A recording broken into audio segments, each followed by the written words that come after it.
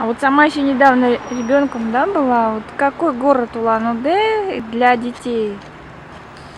Ну, я в основном во дворе бегала на элеваторе. Ну, сильно в город не выходила. Мне казалось, он такой большой-большой. И маршрутки куда-то садишься, едешь.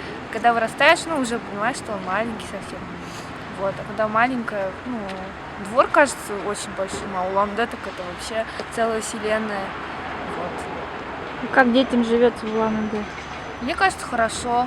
Например, вот на Тайване вообще у них места даже для дворов нету.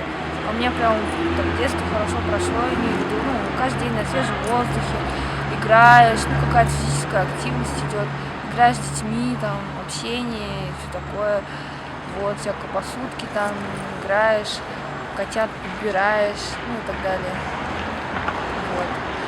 Мне кажется, в Улан-Удэ хорошо, что я выросла в Улан-Удэ, а не там за границей, ну, не в Тайване. В Тайване там вообще воздуха, как сказать, такого свежего-то нету. Вот. Ну, в принципе, мне кажется, все загазовано, типа как в Москве. Но даже звезд сильно не видно. Вот, а тут, считай, выросла, ела свежие продукты, дышала свежим воздухом, играла, развивалась. Вот. Понятно.